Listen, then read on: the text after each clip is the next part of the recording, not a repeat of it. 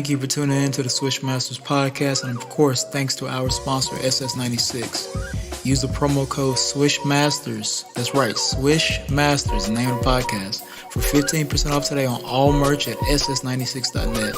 Also, be sure to follow Straight Stoner as well as Xzequtive Productions on all socials. See you soon, and thank you so much for tuning into the podcast.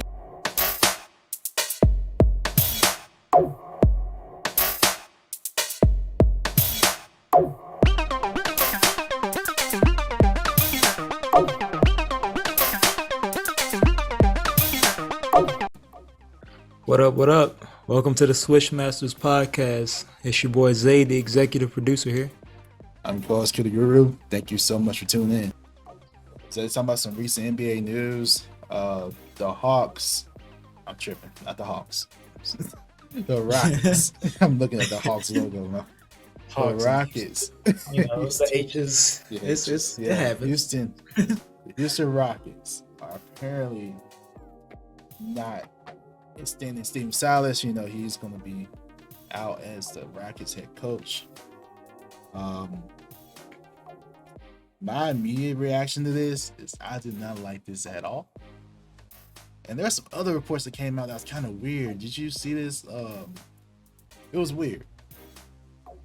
Brian Windhorst put out that Steven Silas was crying after a game. You remember? Does this sound familiar? And crying And then Brian Windhorst backed down those reports, right? And denied it, right? Mm-hmm. But that was already out there. Yeah. That's already causing turmoil. And you know how much that's going to hurt the locker room? Whether that was true or not, I don't know if that was true or not. But that already does so much damage to the locker room. Where guys may not listen to the coach. Where he's already having a hard time playing for a franchise that wants to lose, by the way. They're tanking on purpose. Oh, yeah, John Wall told us all about that. He did. Yeah. So, and for him to go through all that and to be fired, it's just, why? You're still in the rebuild stages. What's this going to do? This just means that the locker room's just lost. And the organization decided to make a change, and they're gonna make a change. And I hope that Steven Silas lands on his feet and gets another head coaching opportunity, because if this is his only one, it's not fair. Hopefully he gets another. Yeah. But I do not like it. Man, I definitely feel like Steven Silas has been dealt just a bad hand of his entire tenure in Houston. From the time he got there, he thought he was gonna have James Harden, Russell Westbrook, Eric Gordon, all that core group that they had just ran with. Mm-hmm. All of a sudden, Harden's not showing up. Westbrook's getting traded. You know, it's you go into the lottery instantly, and it's like, dang, okay, thought I was gonna be having a good team. I thought I was having great generational players, and I'm not. And obviously, that's nothing to do with him. Then you get to the past couple of seasons. You got Jalen Green. You got all these young guys that you've put together, but your front office isn't really in this competitive market. They're just like, all right, we're gonna figure out what we want to do as an organization. You know what we're gonna do? We're just gonna lose. It's like, okay, what coach is in the league and is on board for tanking, for losing? That's why I do not understand that strategy. I get it as a strategy, draft, build, rebuild, whatever you want to call it, but it's just like, as a competitor, what? Like, you want me to play my best guys when we can win these games? Obviously he had huge death in his family with his father. Mm-hmm. I completely understand that. That's very difficult to go through, and public thing. And these reports, man, with crime, because you can't rally your team, your players aren't listening to you. Like, even if that's true or not, you don't. That's a little too far. If I in my opinion. Maybe that's Yeah, I don't even like Wendy. I don't like Wendy putting anything out there. I get that you want to report these things because you have the information, but that doesn't give you the right to. It's we even that makes me think of. I'm going a little off topic here, but that makes me think of the whole Andrew Wiggins situation. You know what I mean? With him being away from the team so long, everybody wants to know what's going on. Everybody's There's this rumor speculating. that gets spread, and it's like, bro, that's not the situation at all. Sometimes, even though we have access, or phone, Twitter, Instagram, ESPN app, you have all these sources of information. That doesn't mean you can just put out every single thing with this much, truth in it when there's a whole other situation that you have no idea about. Yeah. That's one of those things I feel like if you can't, and he took it down. So it's like, you knew that, no disrespect to Brian Windhorst, because he's good at his job. Oh, yeah, for sure. I feel like at some point, facts should be what we focus on when we're talking about basketball, not not that. Right. And Steven again, Silas the damage was done. Once it was out there, there's no way you can take that back. Yeah, people are going to think what they want to regardless, but you are throwing these, I don't know, not falsely, but loosely factual or research reports. And it's like, all right, now it's just gonna throw more onto his whole situation. Right. Steven Silas obviously had a lot to do with the development of Luka Doncic in Dallas. And I think, to me, great coach, great players coach, who I feel like could really contribute to the right organization. Houston obviously is not the right place. And I think that I think that he should have the opportunity to coach at the highest level and have a chance, because Houston didn't really give him that. No. And not only that, as one of the few, young black coaches,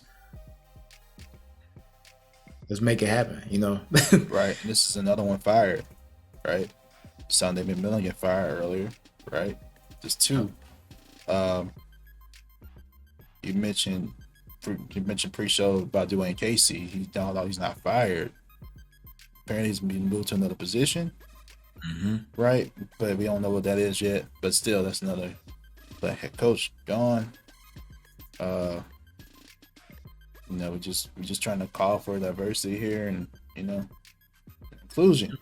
So we'll see. Maybe the hires will be. You never know what the hires will be. So, by the way, it's not a good situation to go into. Like, that'd be weird, that situation, if I'm a head coach.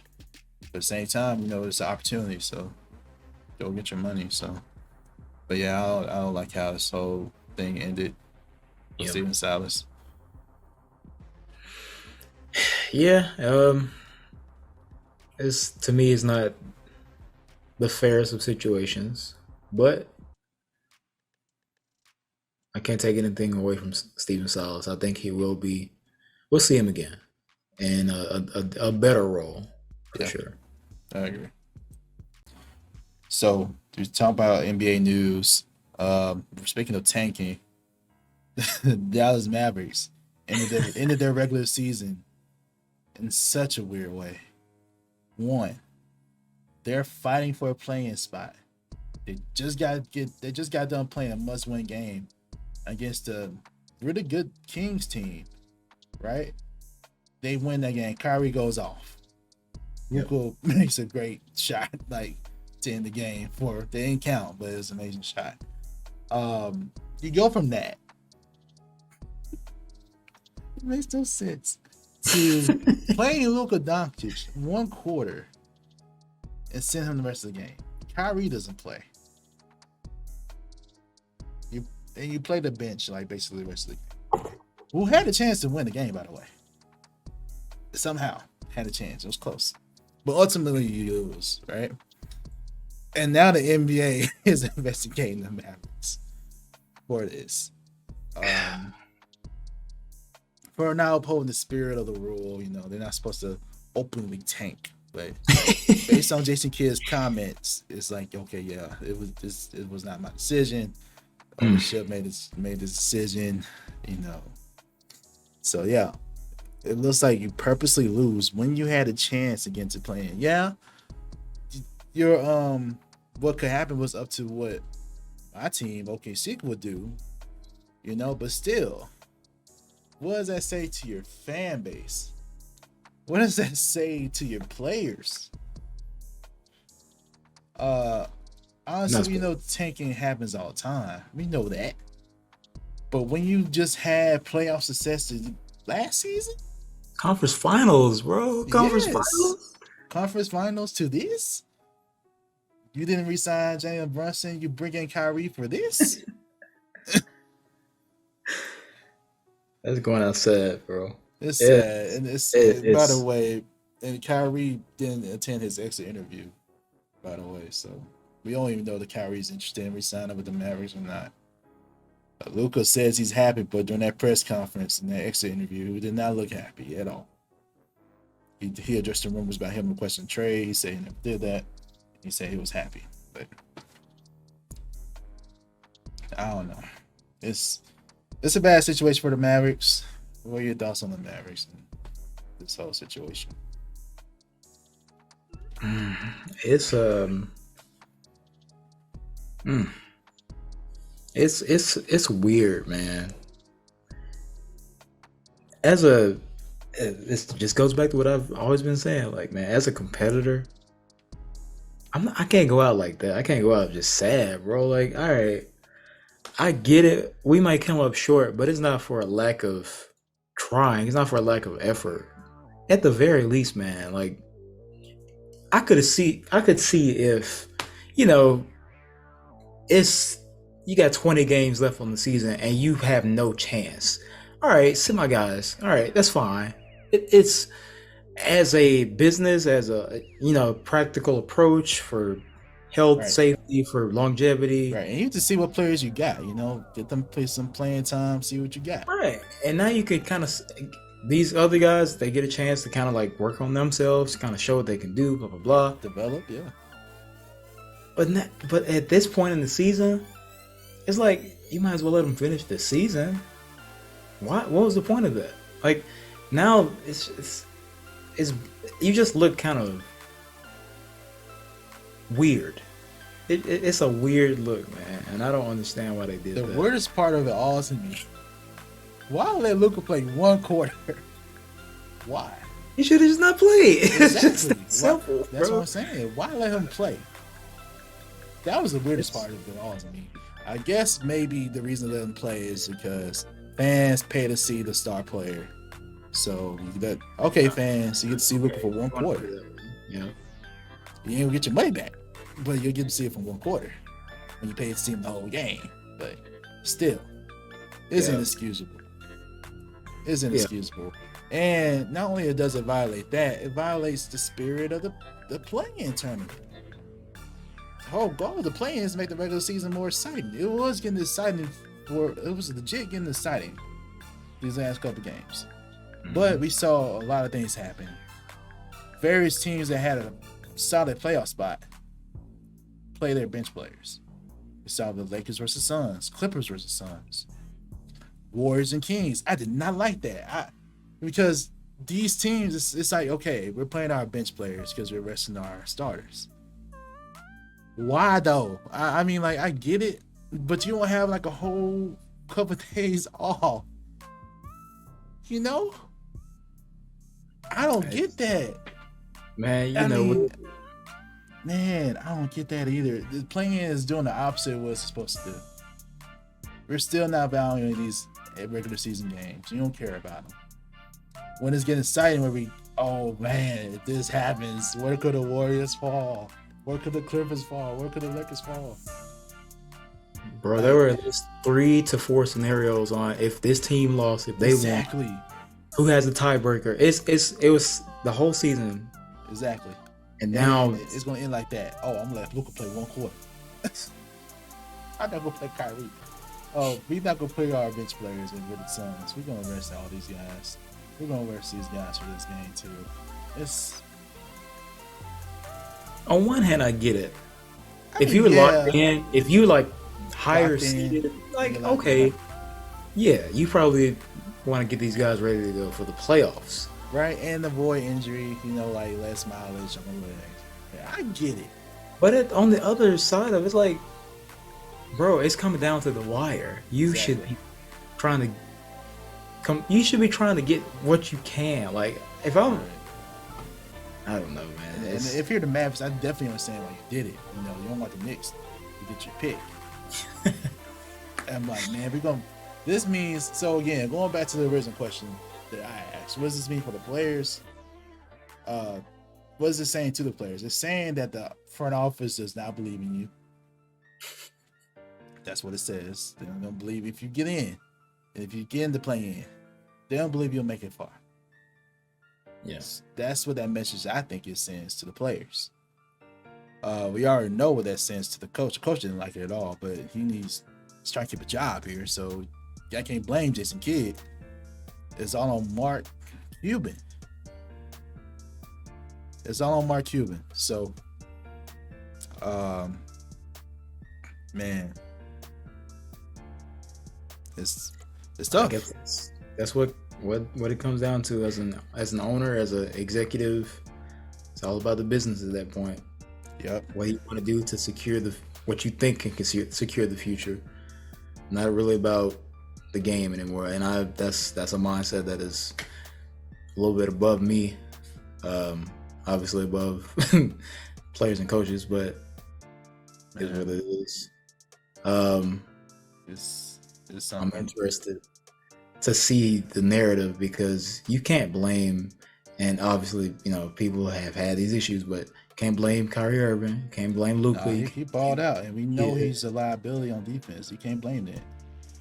Yeah. You gave up your defensive players for him. What you expect? I'm not blaming Kyrie at all. I don't care if he misses the second interview. I don't care about that. Yeah, I mean, it's a lack of professionalism. Yeah, I don't like that part. But overall, I'm more upset that Mark Cuban switched up in the last 2 weeks, because he just did an interview before talking about you got to earn keeping Luka. You gonna earn keeping Luka by doing this? Let him play one quarter to keep your pick.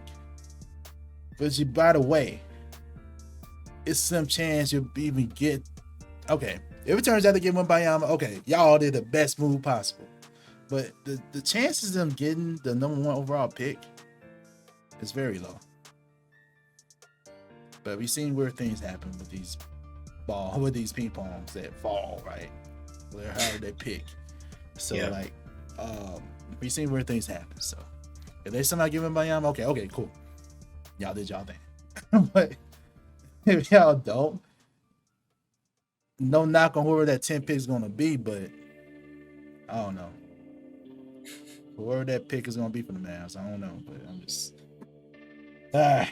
we'll see. It's a bad look. Ready to put together some kind of package. Maybe, man. It's still a bad look for the NBA and the season to play in. It's bad. Yeah, it's very bad. I don't like it.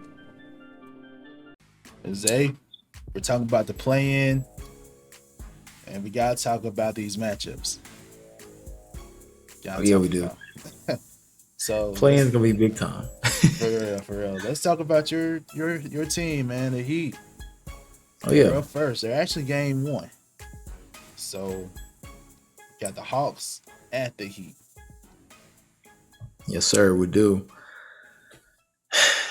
I didn't want us to be here, but hey, here we are. And like Coach Spo always says, man, we have enough. So Miami's gonna host the Hawks. The big thing here, honestly, the big thing that has been for us all season is offense. The Heat have a good all-around team. I feel like this year our shooters have just not been filling in that void of scoring. We've been like dead last in scoring at I think we're like the only team in the league that's scored on average less than 110 points per game. But we have good players. We have great players in Jimmy Butler and Bam who can score, who can do a little bit of everything. It's just that supporting cast wise, that's where we've had issues of consistency, you know. And for us to win this game, I don't think it's gonna take Duncan Robinson and Max Strus hitting 23s together combined or anything like that. It really comes down to Jimmy. I already know. I'm not worried about Jimmy. You know, Jimmy's gonna show up. He's gonna give you 25 plus. He's gonna do whatever it takes. I think that the key here, two things. Bam Adebayo is gonna have to really control the paint to be able to keep Capella, keep John Collins, keep these guys out of the lane, keep the pick and roll free. No easy buckets, no lobs. And as long as we continue, it's Trae Young. Honestly, he's not been very good for a good bit of this season. He's had his struggles. He's shooting a career low, I believe, in 3-point percentage. And I know that our guys are going to harass him on the perimeter. Jimmy's going to get into him.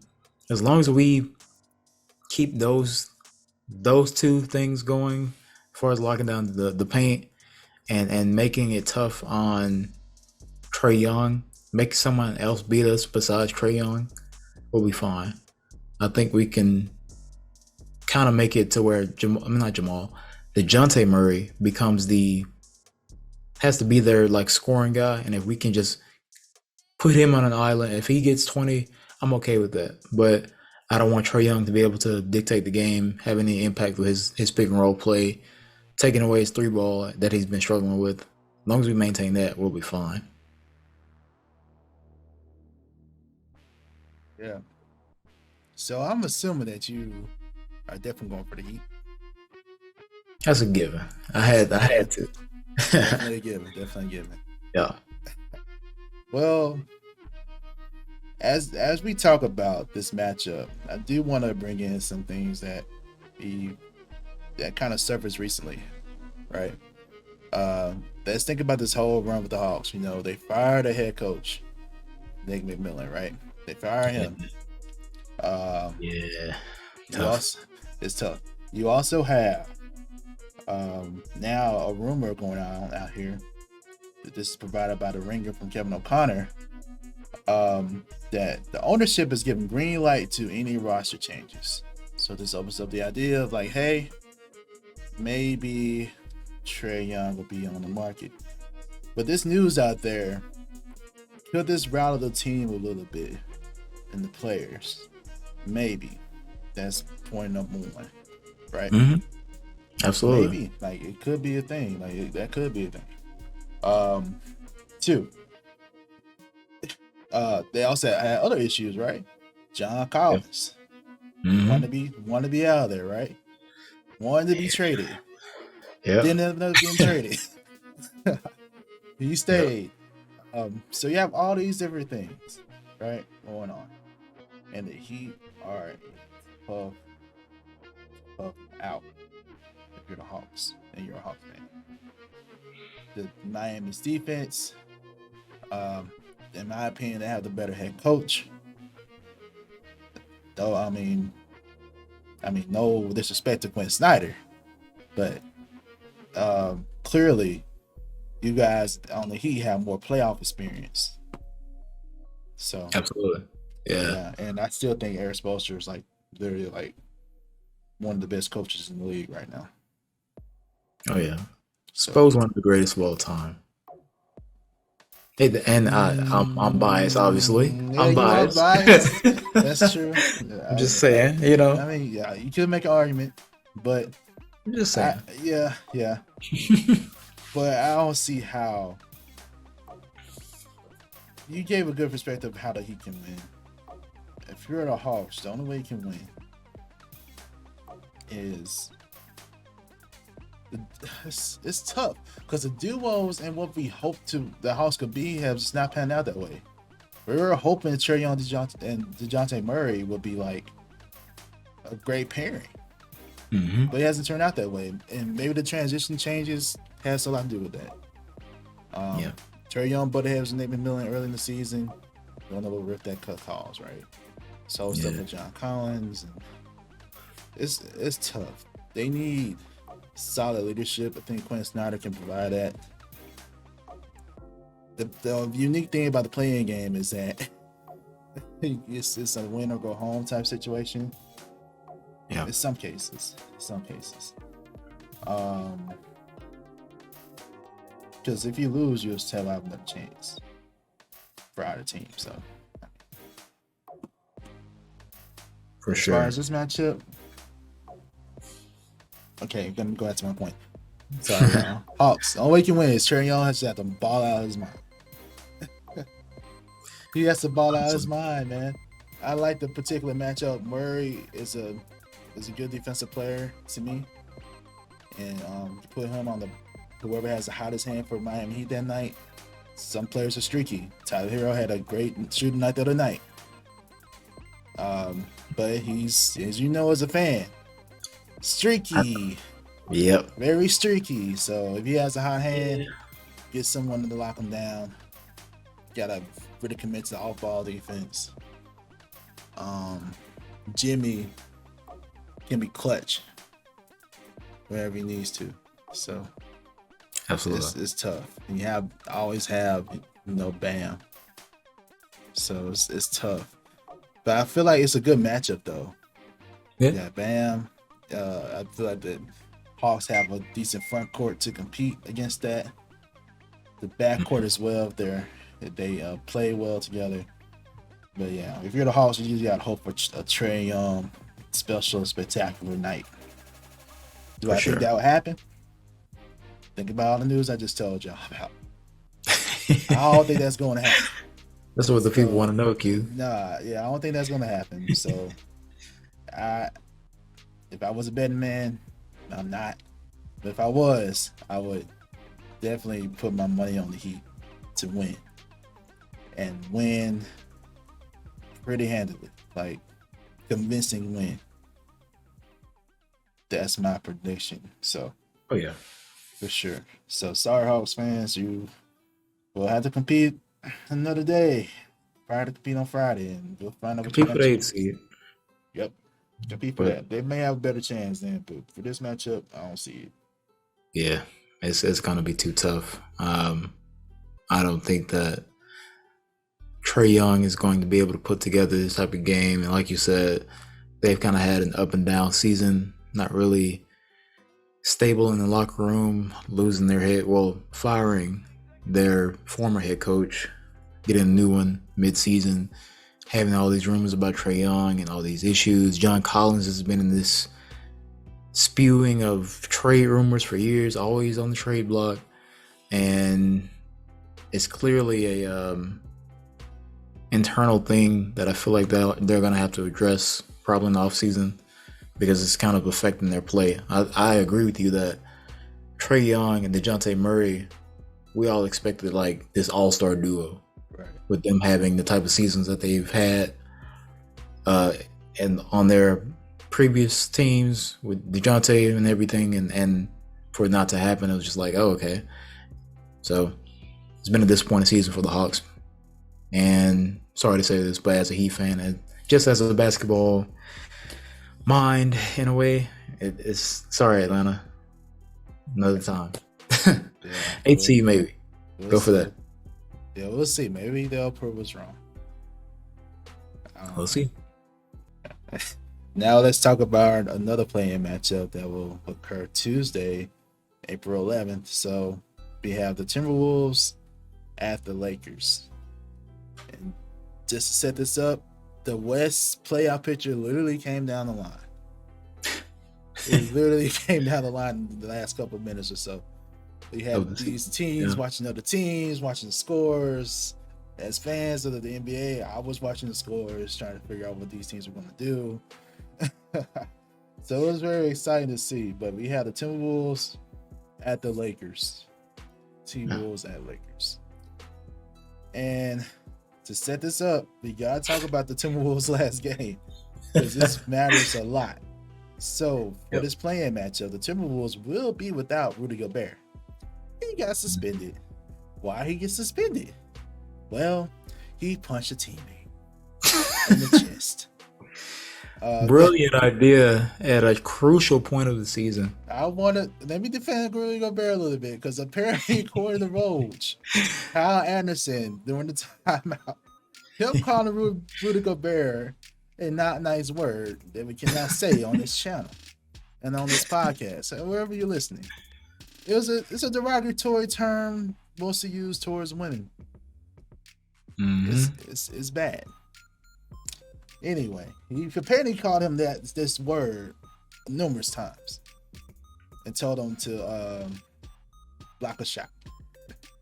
Right. Rudy Gobert in response didn't like that. He said, "Why don't you get a rebound?" And they kept going back and forth. And you can see the video yourself. It's all out there. He punched Rudy Gobert. No, sorry. Rudy Gobert punched Kyle Anderson. Draymond Green had an interesting reaction to that. Let's hear this. Oh my God. He tweeted exactly. Oh man. Draymond tweeted exactly what Rudy Gobert tweeted when the news came out that Draymond punched Jordan Poole. Right? It was funny. I gotta pull it up again, man. Draymond is in tune with the NBA streets out here. That is hilarious. Yes. Because what are you doing? What are you doing, man? What are y'all doing right now? We're in the middle of a game. And y'all having this conversation right now on the bench. Right. I'm out, guys. Not the game. Oh my God. But yeah, Draymond, I'm sure he's been waiting for this type of opportunity.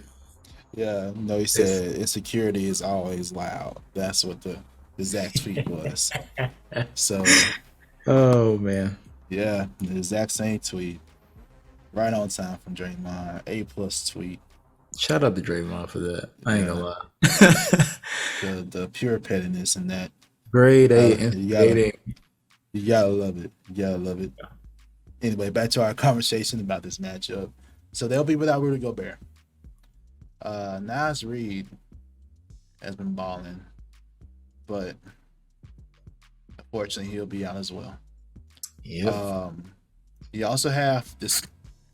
This was stupid too. All right, so McDaniels.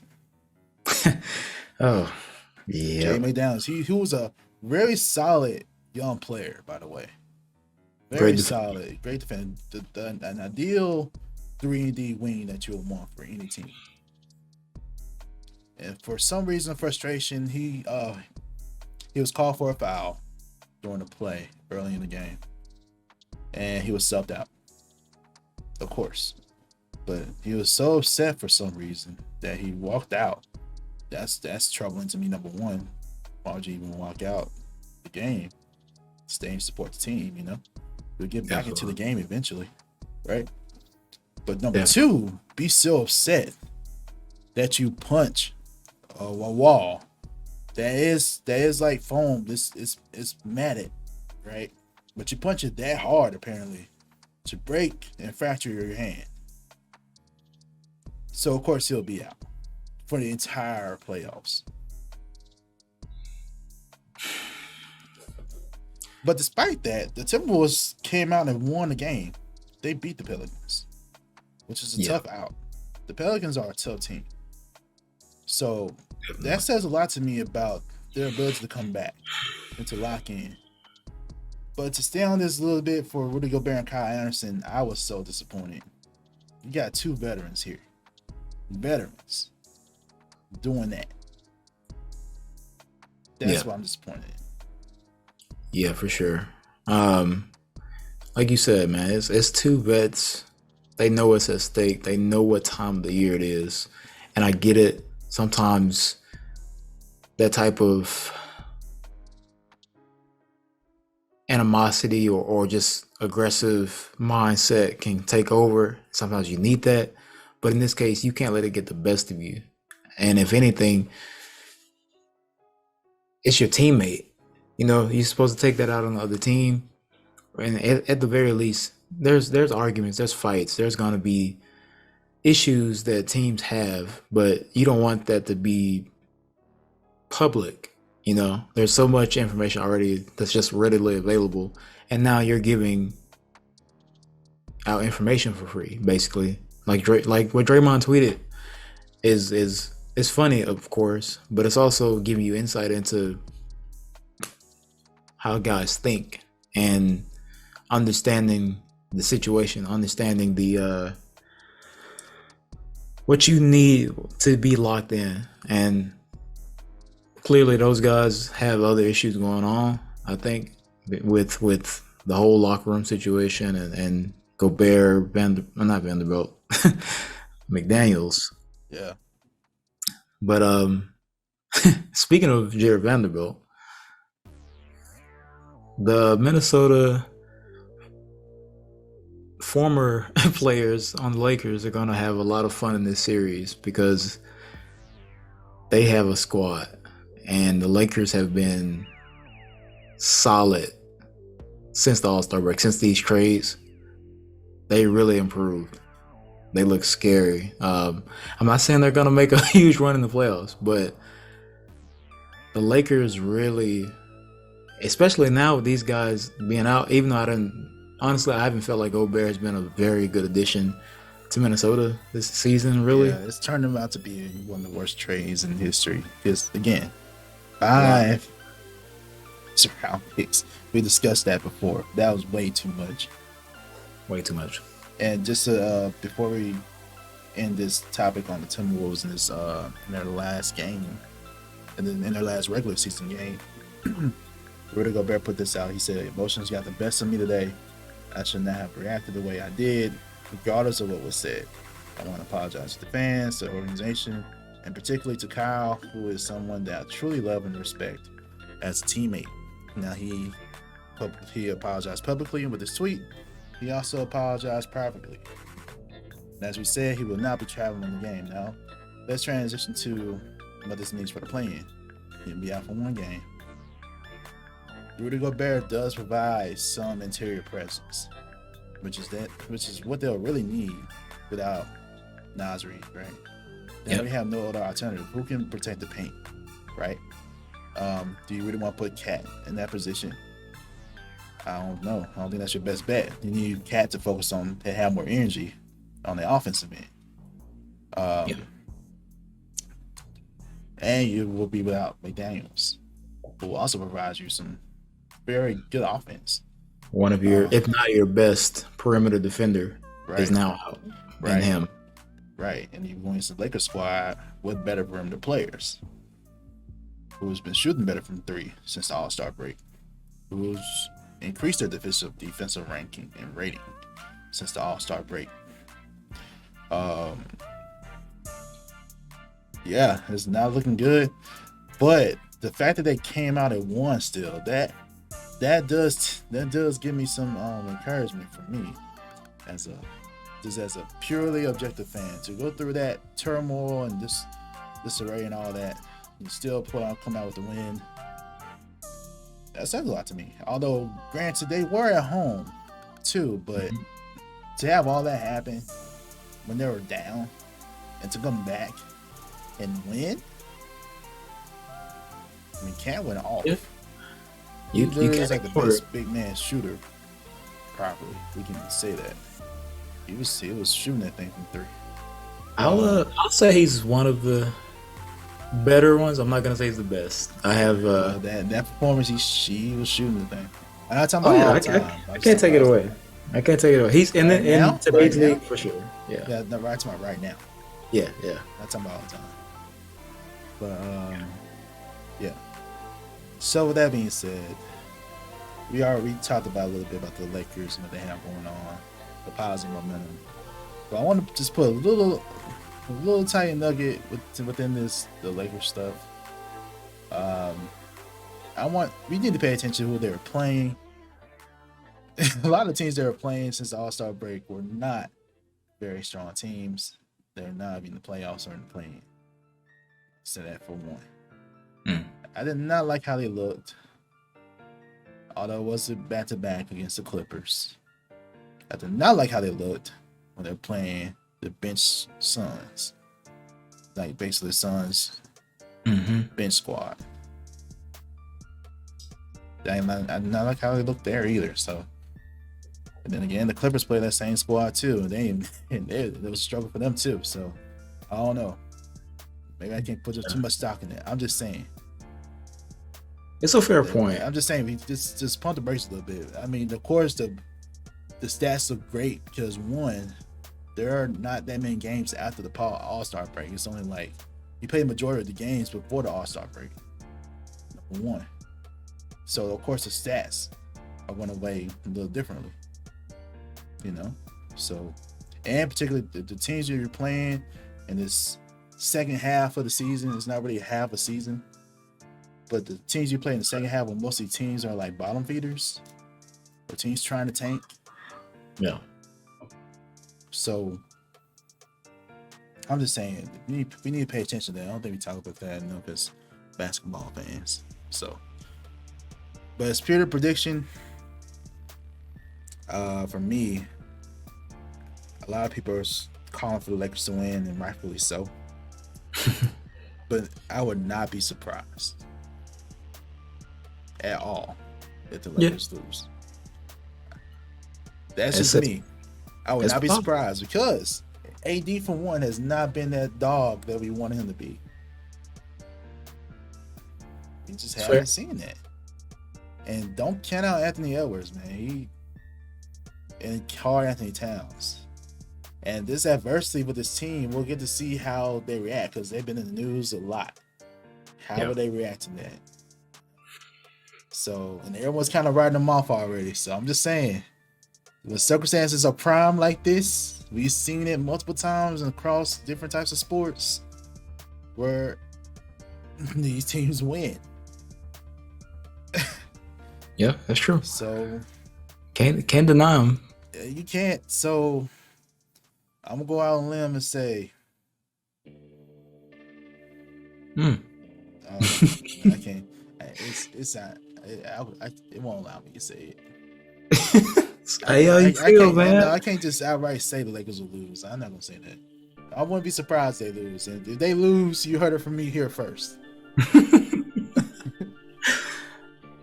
Gonna do a little double dipping here, huh? Okay. I mean, I cannot say, oh, the Lakers with LeBron is gonna lose against the Timberwolves at home.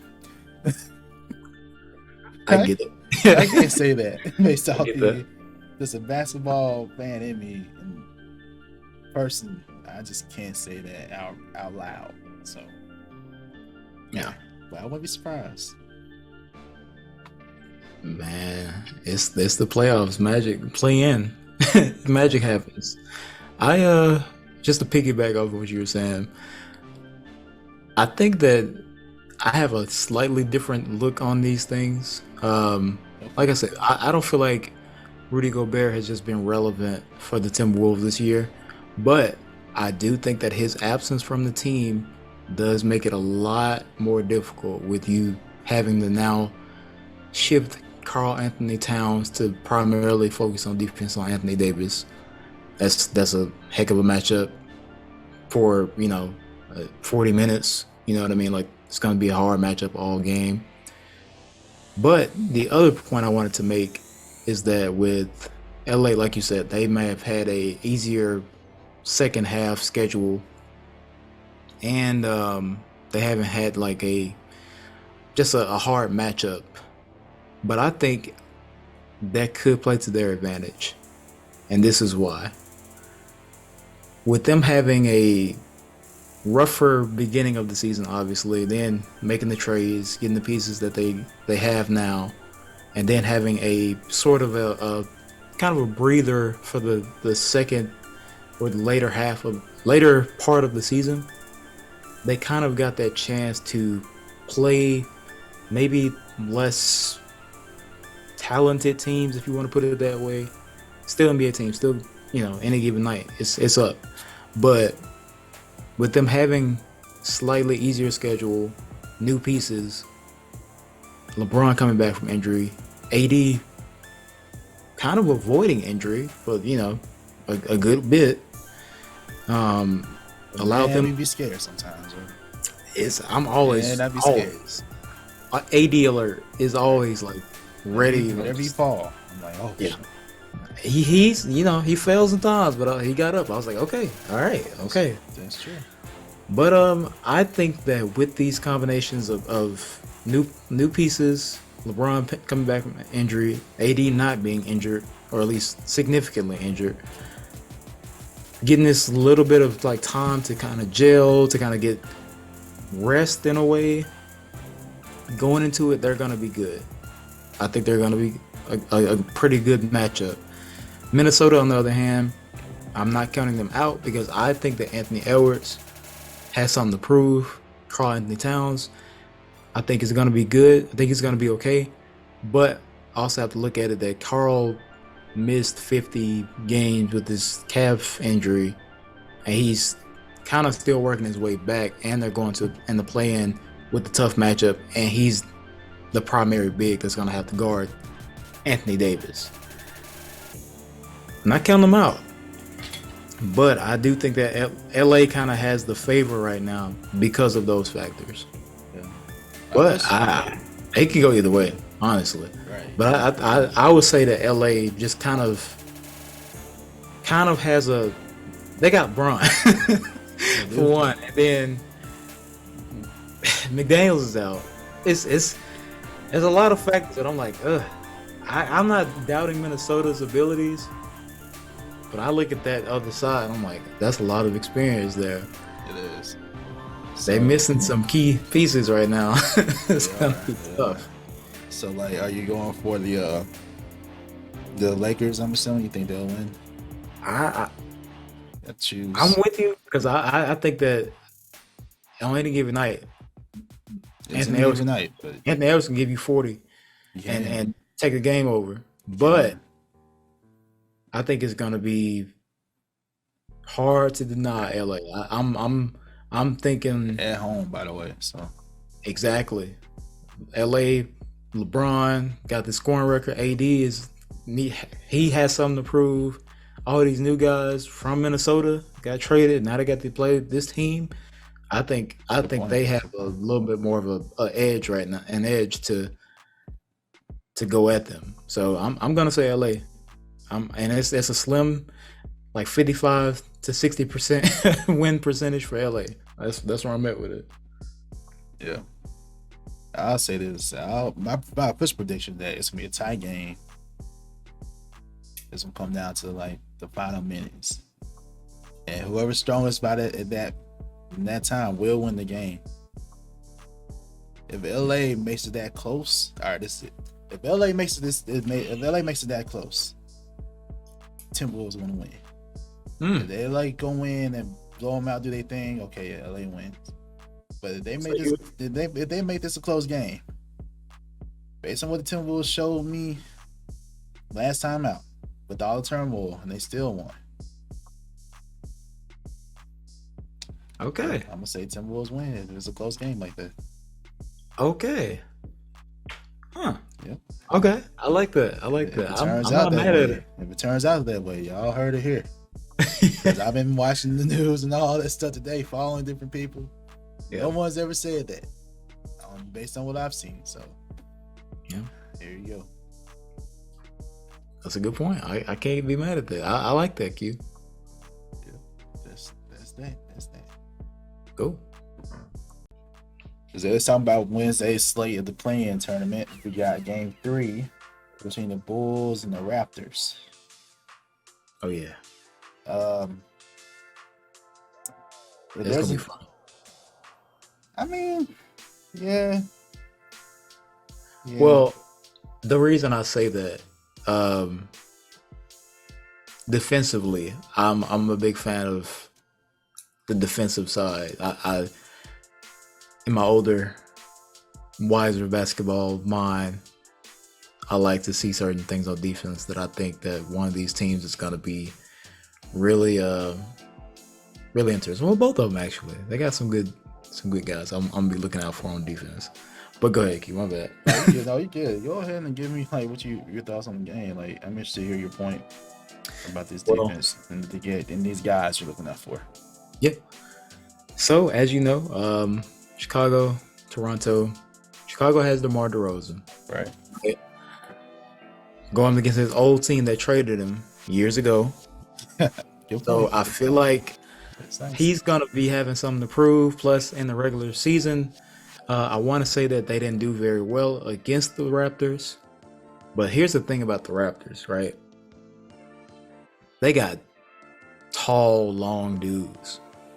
Like, the only short dude is my height, is Fred VanVleet that's starting. Everybody else, 6'7", 6'8", 6'10", 7 foot. So they have this stacked team of wings of long players who can do some of everything. They're gonna give these guys problems. It's gonna be hard for, honestly, the whole like Bull squad. You look at Pat Bev, you look at Levine, you're looking at DeRozan, you're looking at Vucevic. You know, these are long, athletic wings who can easily get into the deflection space to get a steal, get blocks, making it hard for guys to get easy shots up that they would get against other teams. And on the other hand, Pat Bev, being who he is, he's gonna be grinding. He's gonna be, and you know, he has this. Shout out to Pat Bev.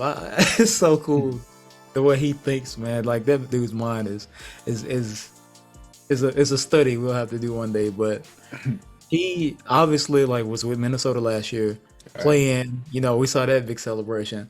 I think that I know that he believes in himself to this extent that he can turn any situation around because of what he did, because he helped Minnesota break their, barrier down and get into the playoffs. Right. I feel like he's gonna be out there doing what he does, trying to, just be that annoying gnat that on defense. He's gonna get at Fred VanVleet, who's best. Also, yeah. He's gonna bring out a competitive side to this team that I feel like they need. They need that edge. Alex Caruso, also a great defender, very smart, knows how to read, all kinds of coverages. I like that.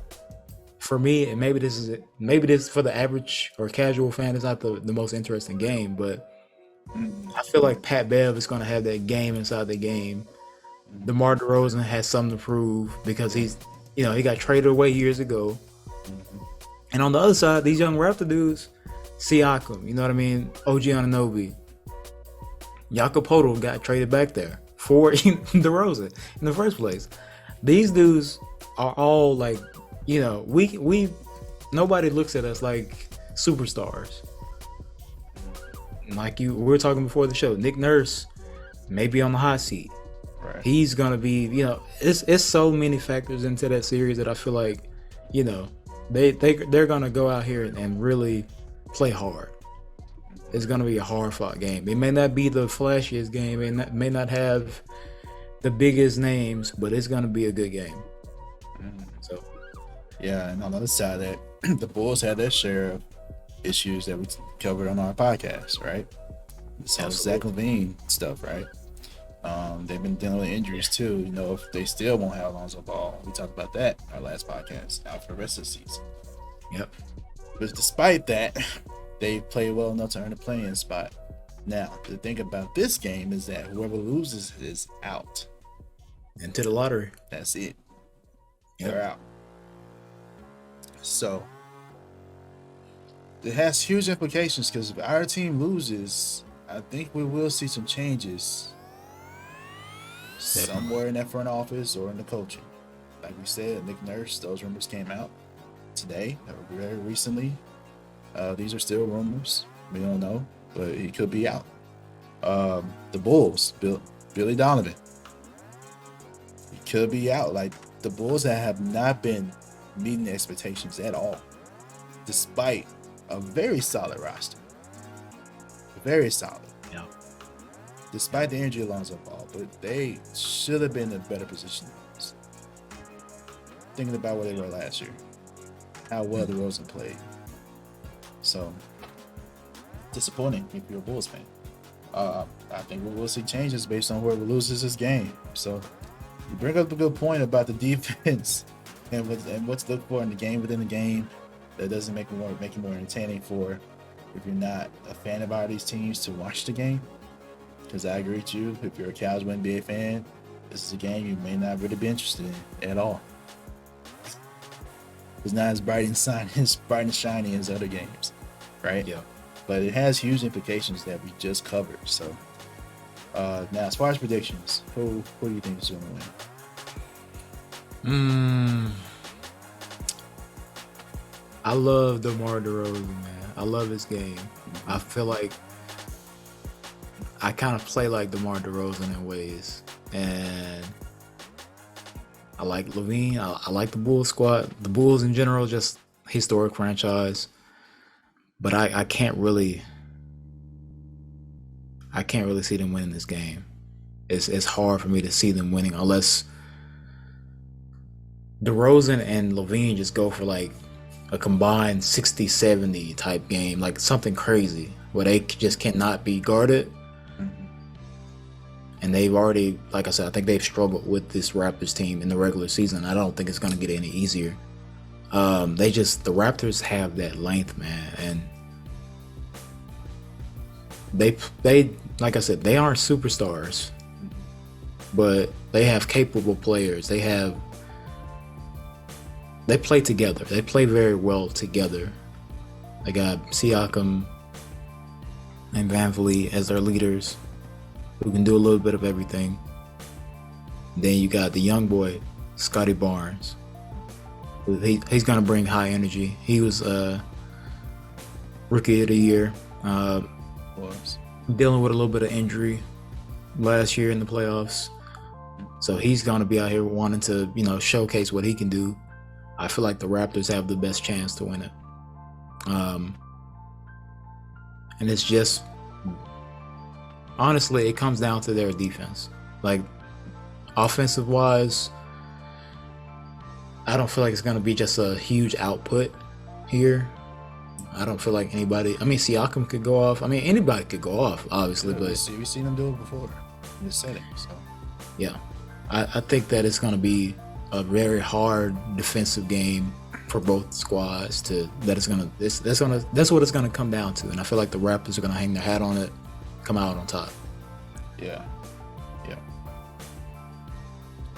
I have to agree with you. I think not only with all the reasons you said, at the end of the day, you see Nick Nurse deploy various schemes to throw teams off on the defensive end, right? Their weakest area is offense. You don't know where the points will exactly come from. But they have proven players. They can get the job done. And I agree with you. The only way the Bulls can win is if for some reason DeRozan and Levine go off. Well, the chances of that is pretty slim. I don't know. And I'll say this, Q. Chicago loses, not only will there be front office movement, player movement. True. Player movement. I feel like it's gonna be some big names moving. Good point. I think that's gonna be something that we see in the offseason. Good point. That's a very good point. And with these rumors you're hearing about the Raptors, could be similar move. Similar, because it's tough to get free agents to go to the Raptors. It's like the only way you can win is building through the draft, and it's time for them to rebuild. So we'll see. But that's a very good point about Chicago. Very true. And that'll be so disappointing if that happens. Yeah. On Wednesday, Game 4 will be between OKC and the New Orleans Pelicans. This should be a very, very good game. Almost the most exciting of all the matchups that we talked about so far, to me. Because if you're not a fan of either of these teams, you're sleeping on these teams. If you're sleeping on these teams, you're in for a great show on Wednesday, April 12th.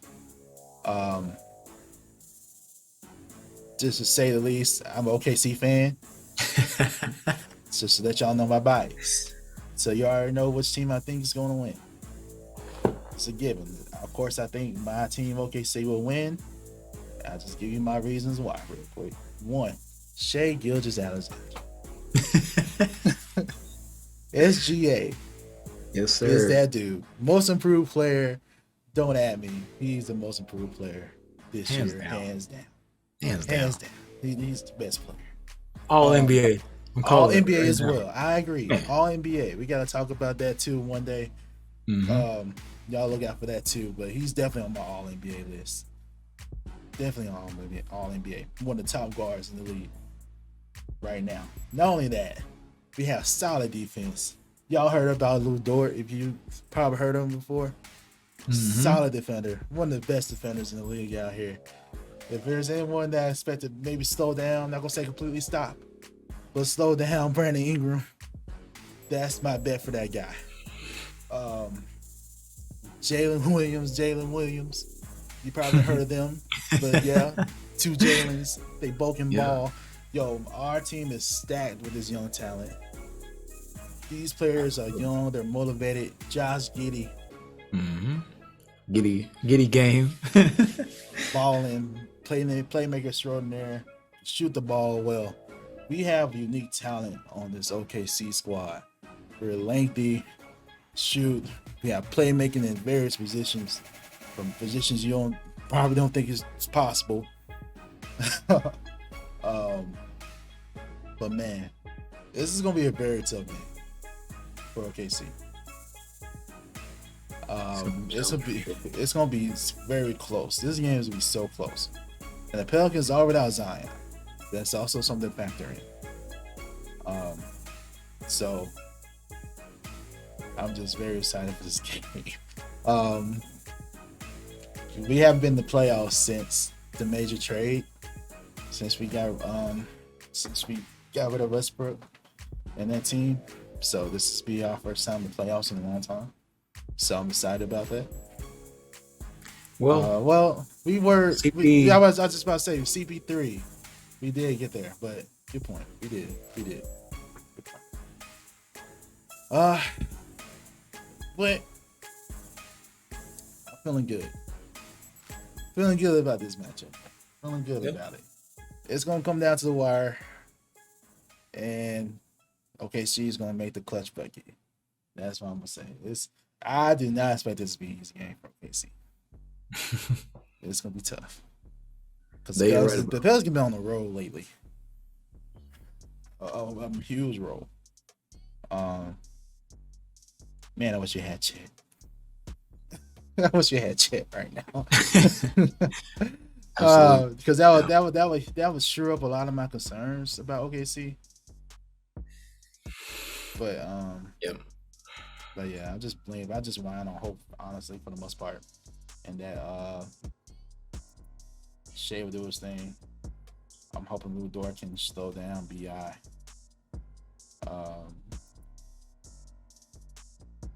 Good 3-and-D for the game. Yeah, we got a lot of good players that can stretch the floor and defend. Yep. And I don't have to worry about the inside too much since Zion's injured. So, but OKC doesn't have to worry about that too much. Unless they can always game plan to do that, though. So, it's tough. I don't know. We'll see. But I'm picking OKC as an OKC fan. It's going to be a hard out. So, okay. Very excited, though.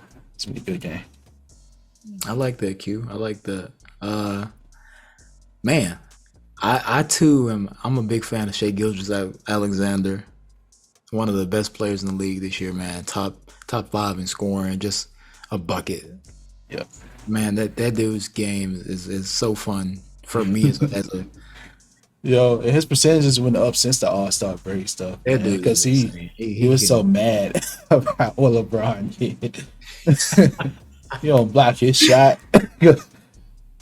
After everybody's doing their thing, but no one's playing defense. But you don't play defense. All of a sudden, LeBron comes up with block spot. Exactly, but he's been balling since the All-Star break too. He's been He balling took all that year. personally, He did. That's what I'm saying. He did. So man. So yeah, give me your thoughts on the Pelicans since I ain't really talk about them like that. Yeah, man, I'm with you. I love OKC. I love that underdog. You know, no one's counted them into. That's to when we're the be this best. good. And I love that, the mentality. I hope they can like really pull off a good game. I'm rooting for them too. But on the other hand, I do have to talk about the Pelicans, bro. Yep. Without Zion, Yep. still they are a force. Yes, they are. For real. And I got to start with their best player to me, minus Zion, of course. Mm-hmm. Brandon Ingram made his return to the team after injury. Dealing with injury. The dude is another dude I love to watch. Like if I could create my own basketball build, if I could be 6'10", whatever you want to call it, 6'10", 7 foot, with that type of game, yeah, that's mid right. range, That's why we're comparing to KD, man. Bro, literally, he has everything. Yeah, he can get 30 if he wants to, like easily. But the Pelicans are stacked. They are. I think they have a very talented group there. Obviously, talking about Ingram, Herb Jones, great 3-and-D guy. Trey Murphy the third. Yeah. We know can shoot it, athletic. He can guard on the other side on the perimeter, and he could, he good in switches and pick and roll. You got CJ McCollum, who obviously is a almost all-star type guard every single year. Easy buckets. Jonas Valanciunas, solid big man. Now he's extended his range. He can shoot. He can post up. He's a big body who's not gonna, it's gonna be hard to get into the paint on him. That's just the starting lineup. Josh Richardson on the bench, Alvarado. They have a good bit of talent, man, and it's so hard. They're playing at home. The Pelicans are playing at home, so playing in New Orleans, which you get loud. I love. I don't get me wrong. I really am rooting for OKC here. That's okay. Be objective. I told you, I'm a fan, bro, so that's why I'm picking. I want them to win. Honestly, I like them. I want to see them go further and just prove the underdog. I like the underdog, but the Pelicans, man, I know they can't be denied what they have. Honestly, I'm gonna say I'm predicting a Pelicans win. I trust me. It's not because I want to go against the Thunder. Oh, it's okay. I understand. I don't know. Lou Dort obviously is a great defender, but can he for 40 plus minutes really stop Brandon Ingram? I don't know about that. Yeah, I ain't say you could stop him. I said just slow him down. Yeah, consistently slow him down. I guess it's hard to stop Brandon Ingram. That tall, shoot over you. It's tough. So, that's tough. It's possible, but it's hard to objectively say, oh yeah, he's gonna be able to do that for an entire game. Yeah.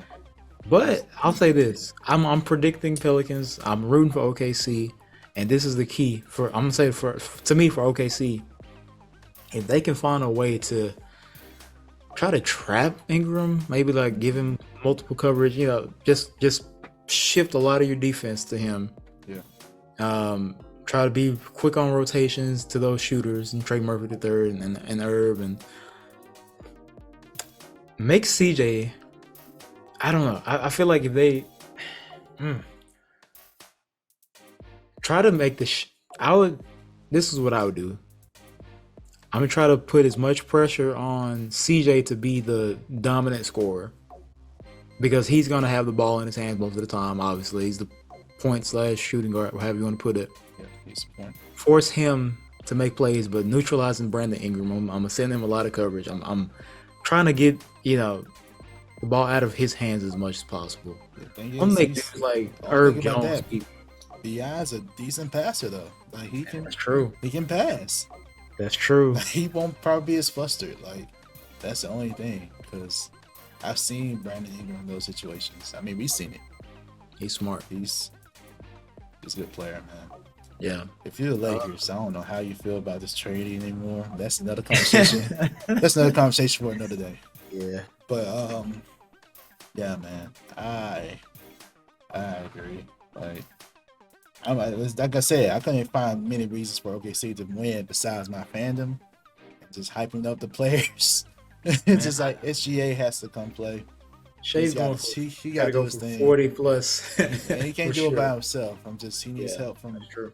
the other guys. So, and the other guys can put in like 10, 15 big guy chains. So like, yeah, they can easily be a blowout. But if it's close, I love OKC's chances. Like, but I'm going for OKC. Fury fandom. So Chance. y'all know Yeah. this here. That is not objective basketball analysis. I did not give you any for this game. So Zay did the objective for me. So yeah, there you That's fair. there you go. All right, Final Swish. Zay, take it away. Yeah, man. Today I have a couple special final swishes actually, but I gotta do two today, man. You know, I'm a Miami Heat fan for life, and it's coming to the end of an era, man. OG, Udonis Haslem, bro, played in his last regular season game. Man's been on the team for literally 20 years, and he's hanging it up after this year, bro. And it's crazy to think about, man. Like since before I was a Heat fan, he was there. You know what I mean? Like to be who he is to the city of Miami, to the organization, to see him on the bench. I know people, you know, some people just think he's an old dude on the bench. Why isn't he retired? Blah blah blah. But being part of this Heat culture and just not even like me being there, but just understanding it a little bit more as a fan, what he means to this team, bro. It's so crazy to think that he's not gonna be there anymore. It's gonna, well, as a player at least, as a player, to have the type of career he's had, to have the impact, to be there for not one, not two, three championships, being instrumental in those, and just being who he is. I'm gonna miss him. Like I've been seeing these clips of, you know, these tributes to to Udonis, former players, former teammates, coaches, just around the league. He has this respect, man. Like he is one of the greatest dudes to come out of Miami, and I'm gonna miss him. It's crazy to think, bro.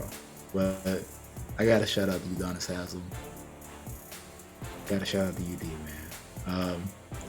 My other final swish, I gotta shout out to the University of South Carolina, man. As we're recording this, the WNBA draft is going on. I gotta shout out the University of South Carolina. Leah Boston, #1 pick. We all kind of saw that coming.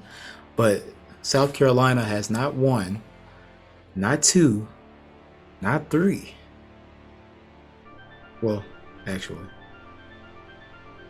my bad. Yes, 3 of the top 10 picks in the WNBA draft. Shout out to Don Staley, one of the greatest ever. South Carolina, even though they didn't win the championship this year, had a heck of a season. And they got 3 players in the top 10 of the draft. So shout out to the program. Shout out to these young women going on to pursue a professional career. And I hope all the best for them. And I'm looking forward to seeing what they do this year in the WNBA season.